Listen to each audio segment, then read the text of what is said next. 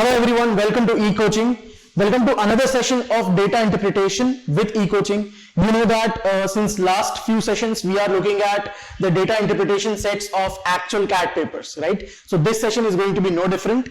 In today's session we are going to look at few data interpretation sets of CAT 2019 paper, right? So CAT 2019 paper was, as we have discussed the slot one, it was very interesting. There were a couple of new kind of sets that we saw. It was overall quite attemptable, right? I cannot say it was easy. I cannot say it was easy to moderate. It was moderate for sure, but the difficulty level actually depends on how you attempt your verbal section, right? So we have discussed how first section has an impact on the second section. First and second sections, they have an impact on the third sections, right? So that's really important to understand that even if a section is your strength, the previous section can impact your ability to score lower or higher in this current set, right? So with that understanding, let's jump right to it. This is CAT 2019 slot second, data interpretation sets. Let's have a look at the first set. So I'm sure you know the format, but I'm going to reiterate for those who are watching this session for the first time. I'm going to take you through the whole set. I'm going to give you some details in terms of the level of difficulty and in terms of the ideal time that you should take. I'm going to ask you to read the data, note down important things, and then I will take you through the questions, question 1, 2, 3, 4 in that order. With each question, I'll give you some time to attempt on your own. At any point of time, please understand this is a video session, so you're actually controlling the pace of the session. Whenever you see it necessary, pause the video, take it back a couple of minutes, understand once again, and then resume, right? So with each question, I'll give you some time and I'll give you the level of difficulty. You have to try it on your own, and then after you are done with all the questions, we will once again solve the whole set together. This is how we are going to proceed, right? So with that clear understanding, let's have a look at set number 1. So I have moved out of the screen. You can see set number 1 on the screen. It does not look simple from the looks of it, right? So I'm going to give you about 3 minutes, 3 to 4 minutes, maximum 4 minutes to understand what is given. Make a few primary deductions, okay? Make a few primary deductions. What is a primary deduction? For example, अगर आपको ऐसा दिया है कि A के पास 1 रुपया है, B के पास A से 1 रुपया ज़्यादा है, so आप बोलोगे कि B के पास 2 रुपया है.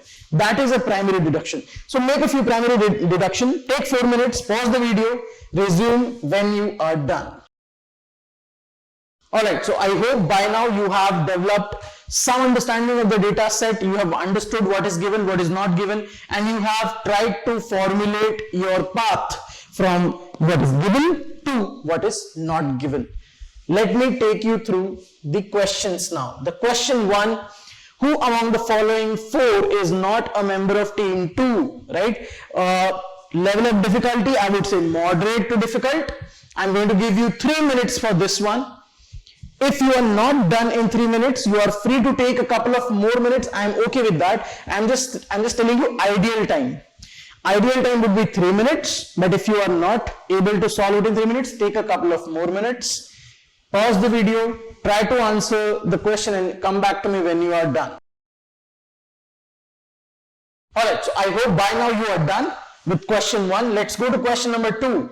Who among the following 4 people is part of exactly 2 teams? Right? Now, ideal time to solve this question, once again, I will not give you more than 3 minutes. Level of difficulty is moderate to difficult. Pause the video, try to solve the question on your own, resume when you are done. Okay, great. So we are done with 2 questions. Let us go to third question. Who among the 5 people is a member of all teams? Who among the 5 people is a member of all teams? So once again, it should take you 3 minutes ideally. But if you are done with question number 1 and 2, that means you have already done the whole set. So if you have invested that amount of time in the whole set, you should be able to solve this question under 30 seconds, right? But I am dividing the whole time divided by number of questions. So for this question, I'm going to give you 3 minutes. Maximum 3 minutes. Level of difficulty, moderate to difficult, because the whole overall difficulty level is moderate to difficult. Pause the video, try to solve the question, resume when you're done.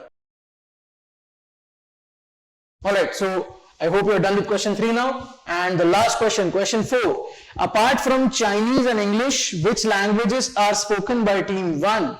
Once again, if you have solved the whole set, it should take you less than 30 seconds, but overall it should take you 3 minutes, not more than that. Level of difficulty, moderate to difficult, because of the overall level of difficulty of the set. Pause the video, resume when you are done. Alright, so I hope by now you are done with question number 4, and I hope you have been able to solve the whole set. If not the whole set, at least 2 questions. If not 2 questions, then it should be alarming, because you have missed something somewhere. So what we are going to do now is we are going to solve the whole set together, right? So please be attentive and please be alert to the smallest of the details. Now the data is in the table given below. Check marks indicate all languages spoken by 5 people: Paula, Quentin, Robert, Sally and Terence. That means PQRST, so good. For example, Paula speaks only Chinese and English. So please look at the languages. We have Arabic, Basque, Chinese, Dutch, English, French. So good, we have languages A, B, C, D, E, F, and we have people PQRST. And this table is not a table जहां पर कुछ चीजें missing है. This table is complete. ये बोल रहे हैं पौला को चाइनीज और इंग्लिश ही बोलना आता है, क्वेंटिन को डच एंड इंग्लिश बोलना आता है, Robert speaks Arabic and French and so on. This is how you are supposed to read this table. Now look at the table. We can definitely say that every person speaks 2 languages. Every person speaks 2 languages, right? Let's go to the data now. These 5 people form 3 teams, team 1, team 2 and team 3, okay? Team 1, team 2 and team 3. Each team has either 2 or 3 members. Each team has either 2 or 3 members. So, हर एक team के पास या तो 2 लोग होंगे या तो 3 लोग होंगे. A team is said to speak a particular language if at least one of its members speak that language. For example, let's say team 1 में कोई इंसान फ्रेंच बोलता है, तो हम ये बोलेंगे कि the whole team 1 can speak French. ऐसा, okay? Now, the following facts are known. चलो, ये तो समझ में कि 3 टीम है. So let me try and solve this set here only. 3 team है. So let's say this is T1, this is T2, this is T3. Okay, T1, T2 and T3. Right? And let's say these are the members and these are languages. Okay, so we are going to draw a table.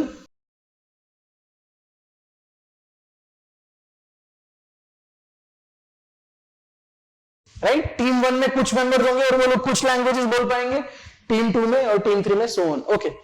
चलिए, the first fact, each team speaks exactly 4 languages and has the same number of members. Very good. Each team speaks 4 languages. So हमें ये पता चलेगा इधर हर जगह 4 language आएगा, हर जगह 4 language आएगा, है ना? And each team has same number of members. ये भी बहुत अच्छी बात है. इसका मतलब या तो सब में 2 लोग हैं या तो सब में 3 लोग हैं, या तो सब में 2 लोग हैं या तो सब में 3 लोग हैं, है ना? ये बहुत ही अच्छा एक डेटा पॉइंट मिल गया. या तो सब में 2 लोग होंगे या तो सब में 3 लोग होंगे. ओके, चलो ठीक है, इसको बाद में यूज करेंगे. Point number 2, English and Chinese are spoken by all 3 teams. अच्छा, चलो इंग्लिश और चाइनीज सब बोल रहे हैं, तो मैं लिख देता हूं कि ई और सी सब लोग बोल रहे हैं. E and C, English and Chinese सभी लोग बोल रहे हैं. ठीक है, इंग्लिश चाइनीज सब लोग बोल रहे हैं. Basque and French by exactly 2 teams. देखिए यहां पर दिया हुआ है, B and F exactly 2 teams के पास आएंगे. सो मैं लिख देता हूं यहां पर B F 2 teams. And the other languages by exactly 1 team. Other मतलब कौन सी? इंग्लिश गई, चाइनीज गई, ए ए बाकी है, ए सो अरेबिक, अदर मतलब Arabic, A B C D, D Dutch, A and D ये बचे हुए हैं, ये वन टीम, मतलब बी एंड एफ कहीं दोनों में आएंगे, कोई किसी भी दो टीम में हो सकता है, team 1 team 2, team 1 team 3 and so on. A and D भी कहीं एक जगह आएंगे। ओके, अरेबिक बोलने वाला एक ही टीम होगा, डच बोलने वाला एक ही टीम होगा। चलो अरेबिक कौन बोल रहा है? सिर्फ अरेबिक सिर्फ और सिर्फ रॉबर्ट बोल रहा है। इसका मतलब रॉबर्ट एक ही टीम में है, रॉबर्ट मल्टीपल टीम्स में नहीं है। Please understand, we have only 5 people, PQRST, but then we have 3 teams. तो ऑब्वियसली ऐसा नहीं होगा कि हर एक बंदा एक ही टीम में होगा, there will be some overlap. So it is possible कि let's say Paula, Quentin, Sally, Terrence ये मल्टीपल टीम्स में है, इट इज पॉसिबल। लेकिन अरेबिक कोई एक ही टीम बोल रही है, इसका मतलब रॉबर्ट किसी एक टीम में ही होगा, रॉबर्ट एक टीम में ही होगा किसी। ठीक है, तो मैं साइड में लिख देता हूं ताकि आगे यूज करूं, रॉबर्ट एक टीम। ओके, नाउ डच भी कोई एक टीम में है, डच कौन बोलता है? सिर्फ क्वेंटिन, क्वेंटिन भी एक ही टीम में होगा भाई, क्वेंटिन शेयर नहीं होगा। Robert and Quentin multiple teams में नहीं है, रॉबर्ट भी किसी एक टीम में और उसी टीम में क्वेंटिन भी किसी वन एंड ओनली टीम में होगा। Okay, none of the teams include both Quentin and Robert. Obviously ये हमें समझ में आ चुका है, रॉबर्ट एंड क्वेंटिन दोनों साथ में भी नहीं है, चलो ये भी हमें पता चल चुका है। Paula and Sally are together in exactly 2 teams, ये एक इंपॉर्टेंट पॉइंट है, लेकिन फिलहाल हमारे पास पॉला सैली का कोई डेटा नहीं है, तो अभी नहीं यूज करेंगे, बाद में यूज करेंगे, इसको पार्क कर देते हैं।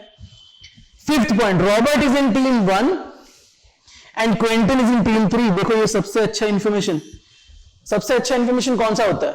The information which can directly be transferred from the question to the table is the best piece of information. So this is the best piece of information. Robert team 1 में है, Quentin team 3 में है। देखो Robert को मैंने team 1 में डाल दिया, Robert team 1, Quentin team 3।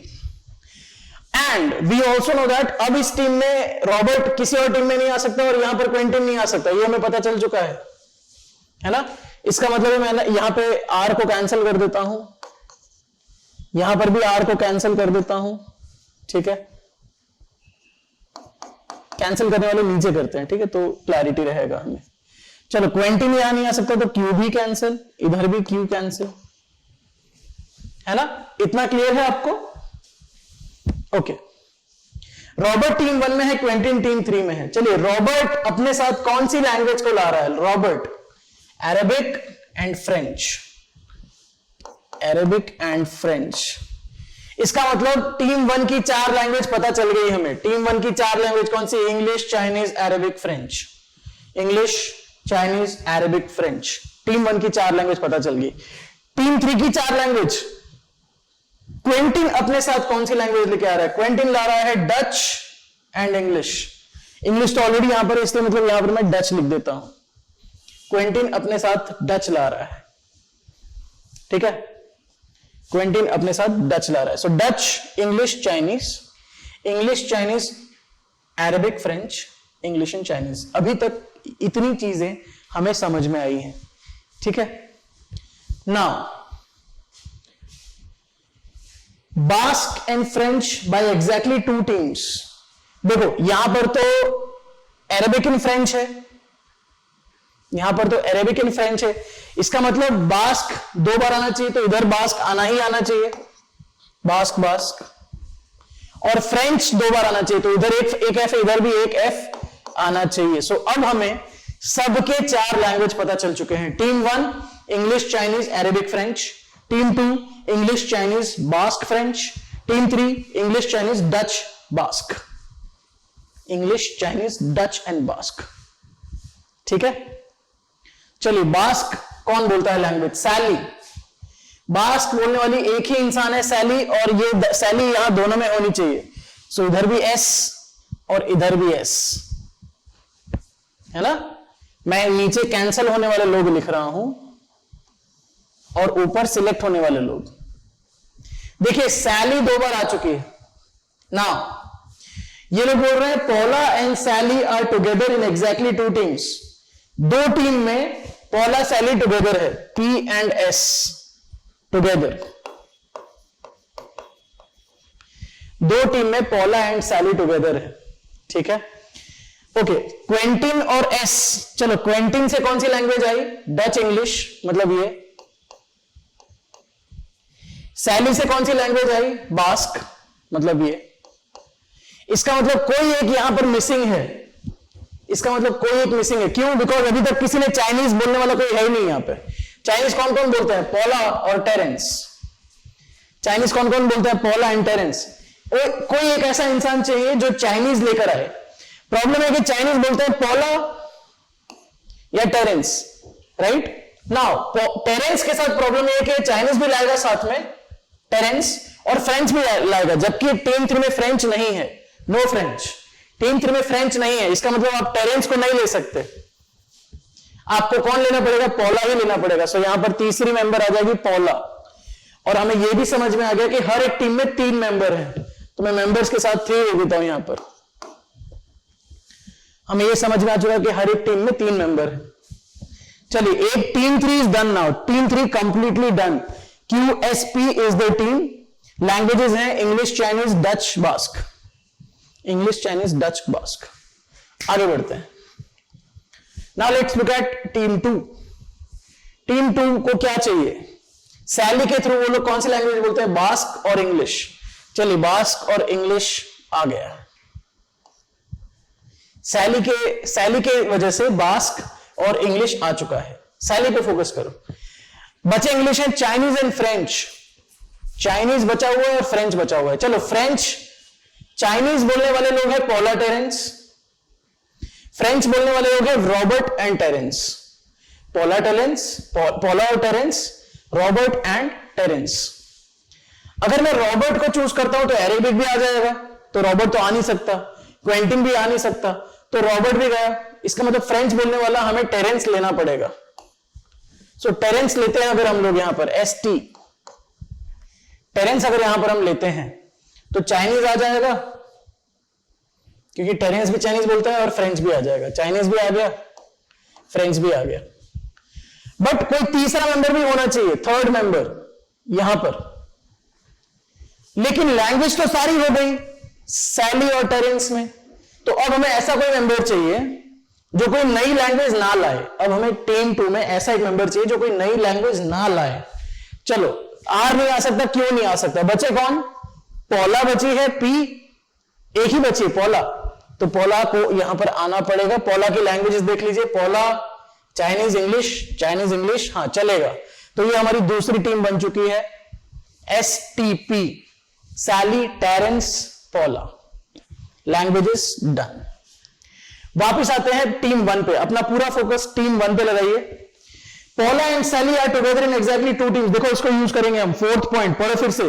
पॉला and Sally are exactly in 2 teams. So अब हम पॉला एंड सैली को साथ में भी रख सकते हैं। इसका मतलब अगर यहां पर S आता है तो P नहीं, P आता है तो S नहीं। ठीक है, यहां इतना समझ में आ चुका है। चलिए, इधर ये चाइनीज भी आ चुकी थी। ओके, वापिस आते हैं। रॉबर्ट अपने साथ क्या क्या लेकर आया? रॉबर्ट अपने साथ लेकर आया Arabic and French. So A and F use हो चुका है। A एंड F यूज हो चुका है। R के साथ Q नहीं आ सकता, तो कौन बचे? R के साथ Q नहीं आ सकता, तो बचते हैं PST। उसमें से PS साथ में नहीं आ सकता। अब PS साथ में तो वो बस 2 बार है। PS अब साथ में नहीं आ सकता। इसका मतलब STP में से PS नहीं आ सकता। सो ऑब्वियसली T पक्का आएगा। तो टेरेंस को यहां ले आओ। टेरेंस अपने साथ क्या लैंग्वेज ला रहा है? चाइनीज ला रहा है, फ्रेंच ला रहा है। सो चाइनीज आ गया, फ्रेंच आ गया। अब हमारे पास इंग्लिश बोलने वाला बचा है। इंग्लिश कौन बोलता है? पॉला, क्वेंटिन, सैली। क्वेंटिन आ नहीं सकता। पॉला अगर आएगी तो इंग्लिश के साथ चाइनीज लाएगी, या अगर सैली आएगी तो इंग्लिश के साथ बास्क लाएगी। बास्क इधर है नहीं, तो सैली नहीं आ सकती, पॉला को आना पड़ेगा। इसका मतलब हमारा आंसर है RTP। बहुत ही इंटरेस्टिंग सेट है ये, because it is just allocation of resources, that's it. Right? And I believe अब हमारा टेबल पूरा भर चुका है. We can now start answering the questions. I will step out of the screen here. I will ask you to have a look at the data once again. Check कर लीजिए सारे conditions. Is everything making sense or not? अगर कुछ भी doubt लग रहा है pause कीजिए वीडियो, 2 मिनट 3 मिनट वापस ले जाइए, फिर से जहां से मैं एक्सप्लेन करना स्टार्ट कर रहा हूं वहां से इसको फिर से प्ले कीजिए. राइट? सो चलिए अब हम जाते हैं क्वेश्चंस के पास. Who among the following four is not a member of team 2? Team 2 में कौन है? टीम 2 है STP. चलो वापस आते हैं.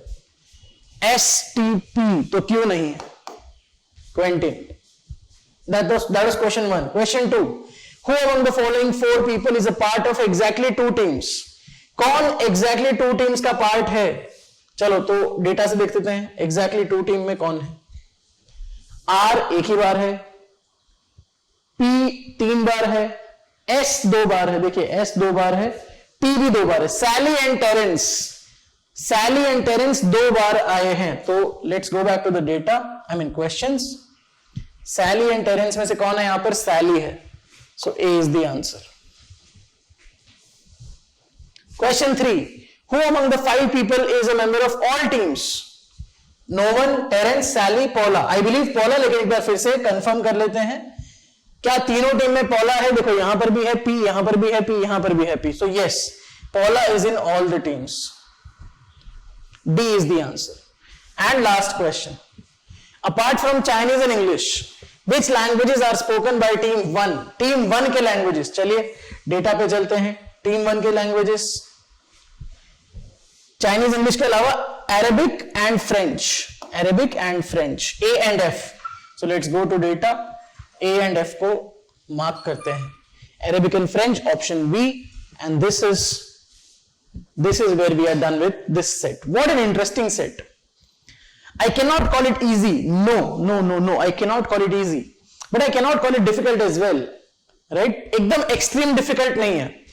So this is not that set जहां पर आप एक बार घुस गए तो आप ऐसा सोचोगे कि यार अब तो मार्क्स गए, टाइम भी गया. ऐसा नहीं है. आप इसको सॉल्व कर सकते हो बिकॉज अल्टीमेटली ये वही गेम है. यहां से लेकर पीस यहां से लिया और वहां पे रख दिया. That means allocation.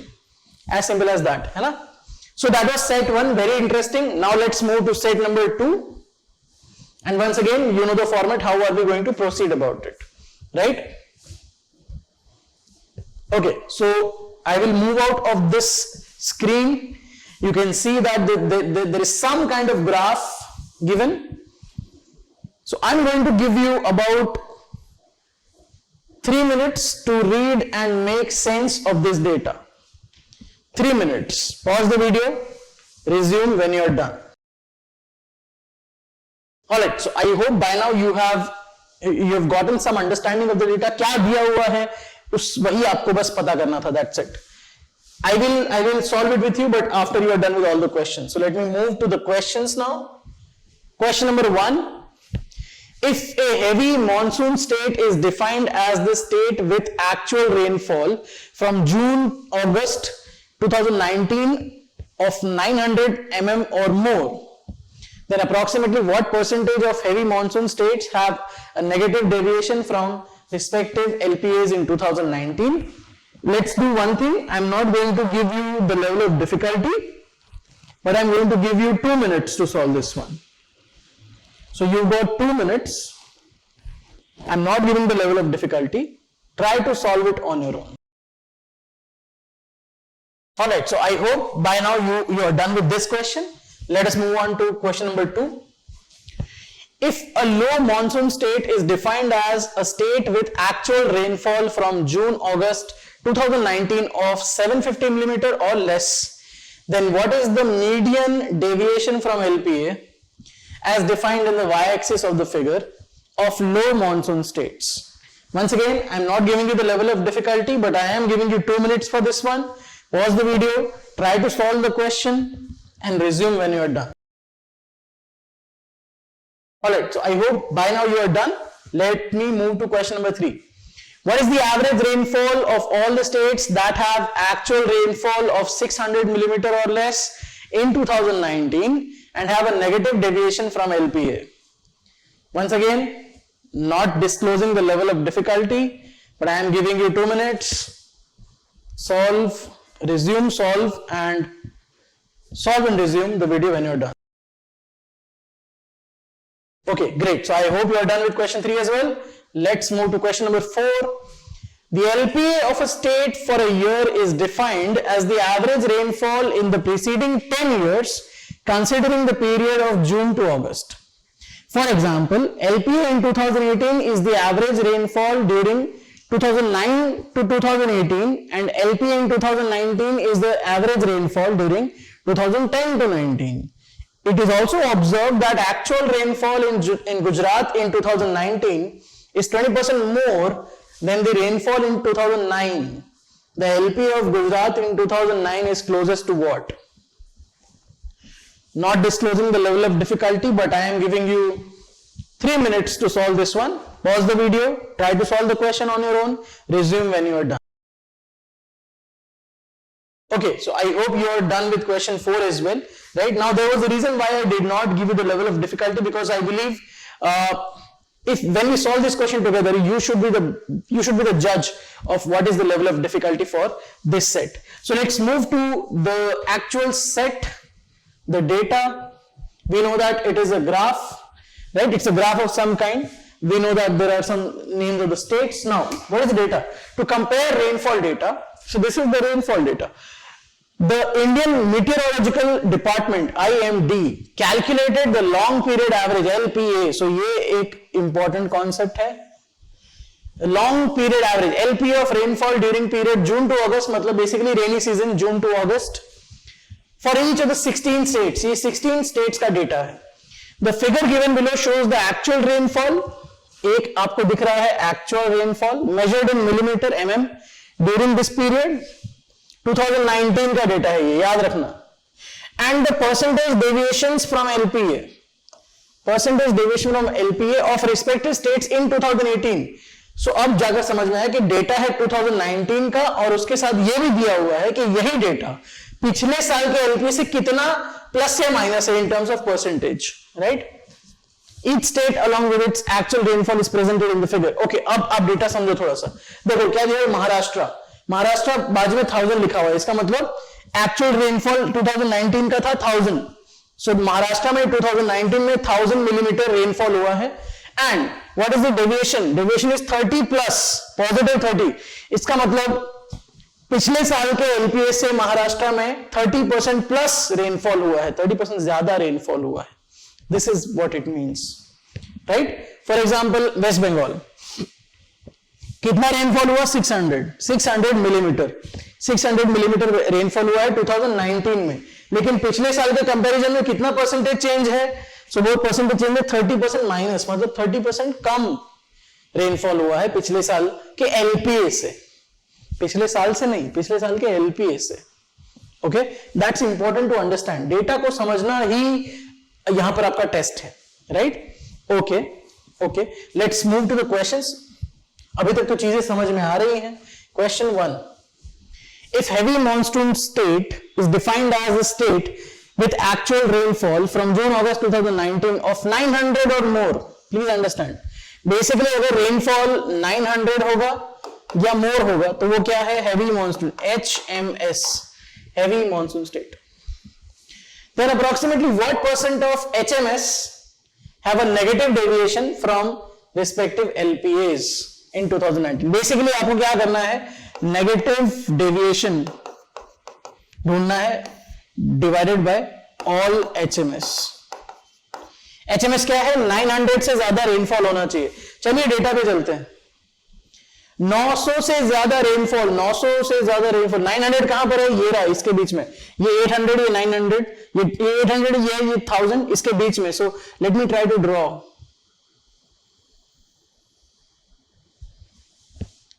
ये ब्लैक लाइन जो आपको दिख रहा है, इसके राइट साइड जितने भी स्टेट्स हैं ये सारे एचएमएस स्टेट्स हैं.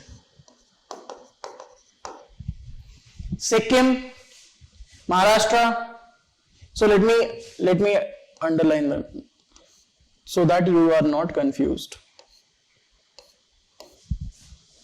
जहां पर अंडरलाइन किए हैं 1 2 3 4 5 6 7 7 HMS स्टेट्स। चलो 7 में से कितने लोगों के पास नेगेटिव डेविएशन है? मतलब ये लाइन के नीचे obviously Arunachal, Kerala, Meghalaya, 3 out of 7। इसका मतलब हमारा answer is nothing but 3/7. We know that 1/7 is 14.28. So 3/7 is 42.84%. That means answer is C, which is the closest. 42.86, the closest, obviously. Now, you judge whether this question was easy, moderate, or difficult.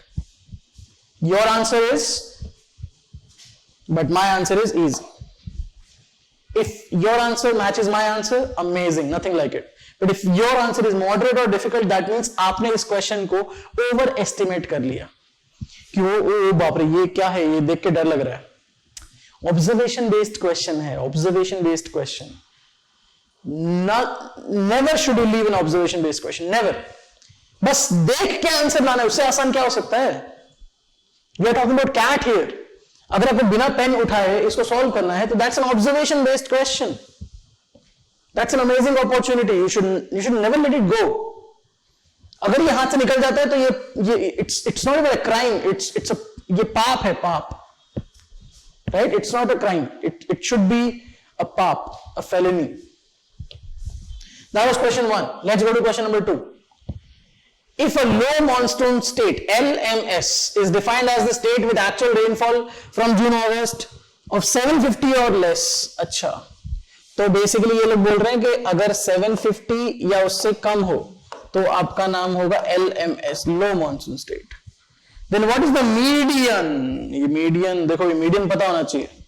इससे पहले भी हमने median को define किया हुआ है। Median मतलब क्या होता है? Median is middle value in an order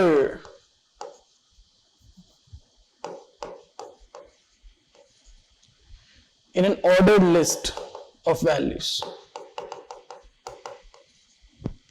right? Ordered का मतलब क्या होता है? ascending या descending, आप सब जानते हैं। So what is the median deviation from LBA? बस इतना ही पूछा है, that's it। एक ऑप्शन है -30, +10, -20, -10। चलो डेटा के पास चलते हैं। 750 or less. I'll have to remove this.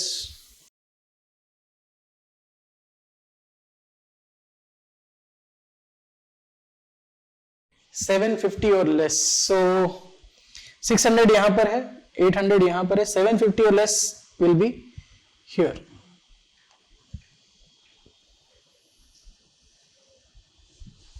कौन से स्टेट हैं यहां पर? 750 or less. So we've got Gujarat, we've got Karnataka, we've got Rajasthan, MP and so on. Okay. चलिए पहले सबके मीडियन को लिख देते हैं। सबके मीडियन को मैं यहां पर लिख देता हूं। और कौन सा किसका है उससे फर्क नहीं पड़ता, मुझे तो बस वैल्यू से फर्क पड़ता है। तो ऊपर से स्टार्ट करते हैं। We've got Gujarat which is at 25. So एक है 25. Then we have Karnataka which is at 20. Then we have Rajasthan which is at 15. Then we have MP which is at 10. Then we have, बीच में तो कोई है नहीं यहाँ पर, Assam which is at -10. Then we have West Bengal which is at -30. Then we have Jharkhand which is at -35. Then we've got Delhi which is -40. And then we've got Manipur which is -60. है ना? इतने states हैं। Middle value कौन सा है? देखिए ये चार वैल्यू मिडिल वैल्यू इज -10. सो अपना answer is -10. Simple, that's it. Why? Because हमने ऑलरेडी इसको एक ऑर्डर में रखा हुआ है, ये ऑलरेडी ऑर्डर में है। So middle value is -10, that is our answer. Once again, बहुत ज्यादा मेहनत नहीं करनी है। I will term this as an easy question. Easy question. should always attempt, must always attempt this, must. वापस आते हैं, question 2 is done, question 3 पे आता है.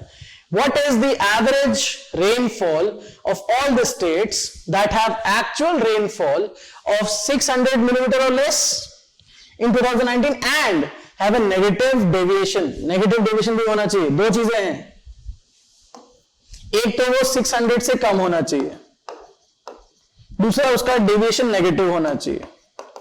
चलिए ठीक है, डेटा के पास चलते हैं. 600 से कम और negative. I will remove this. 600 का लाइन मुझे ड्रॉ करने दो. 600 ये रहा.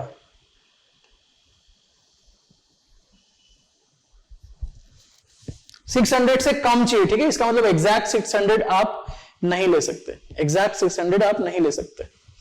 और नेगेटिव डेविएशन मतलब बेसिकली इसके नीचे वाले, यहां पर जितने भी स्टेट्स हैं वो, यहां पर जितने भी स्टेट्स हैं वो.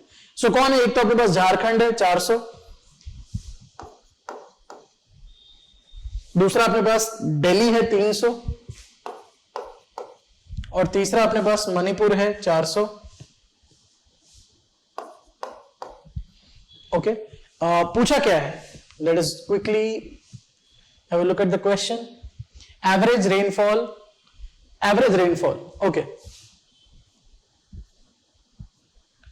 400, 300, 400, that is 1100 by 3. 1100 by 3. What is the answer? About 366.66. इसका मतलब हमारा आंसर है 367, which I saw in the options. 367 is the answer. And once again, a very easy question.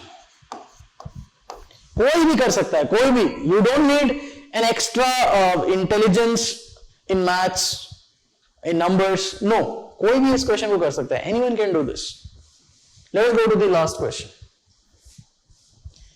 The LPA of a state for a year is defined as the average rainfall in the preceding 10 years considering the period of June August. Basically LPA इन्होंने बोला है कि भैया LPA जो है ना, LPA होता है टोटल 10 years का बस.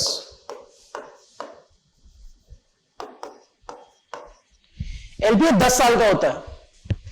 LPA 10 साल का होता है. फॉर एग्जाम्पल LPA ऑफ 2020 के लिए हम क्या कंसिडर करेंगे? एवरेज ऑफ 2011 से 20 तक, ऐसे बस सिंपल. LPA जो होता है वो 10 साल का होता है, 10 साल का पीरियड, 11 से 20, 2011 से 2020, राइट. ओके, एग्जाम्पल सिखाया हम लोग, जैसे मैंने आपको एग्जाम्पल दिया, उन्होंने भी एग्जाम्पल दिया है. दूसरा चीज यहां से, it is also observed that actual rainfall in Gujarat in 2019 is 20% more. Basically ये लोग बोल रहे हैं कि 2019 गुजरात is 20% more, मतलब something into 5/4 होगा ये. 20% more मतलब 5/4 ना, किसी का 5/4, किसी से 5/4 मल्टीप्लाई करो तो किसका 5/4? More than the rainfall of 2019, sorry 2009. सो 2009 से 5/4 है. ये एक अच्छा इंफॉर्मेशन है जो अभी तक अपने पास नहीं था. Okay, the LPA of Gujarat in 2019 is close to what? सबसे पहले आप इसको समझो. चलो 2019 बोला, इसका मतलब LPA ऑफ 2019 का मतलब एवरेज ऑफ 2009, 9 से 18 नहीं, 2010 से 19.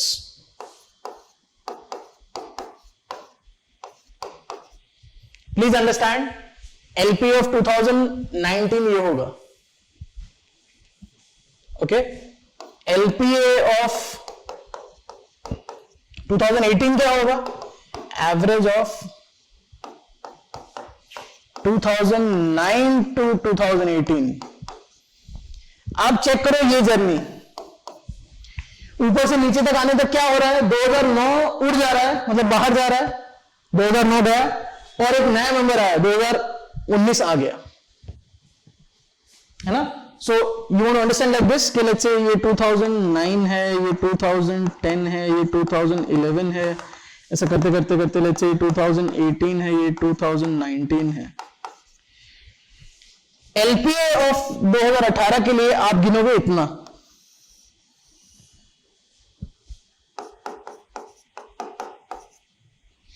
और एलपीएफ 2019 के लिए आप लोगे इतना, ये है एलपीएफ 19। अभी आपको थोड़ा सा समझ में आ रहा होगा ग्राफ की मदद से, है ना। ओके चलो, अब पूछा गया एलपीएफ गुजरात इन 2019, ये पूछा है, कोई बात नहीं। एक डेटा है अपने पास, क्या डेटा है, चलो इधर आते हैं।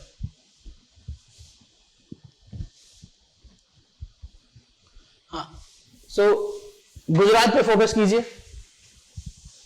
गुजरात ये रहा, rainfall of 2019 is given as 600. Okay,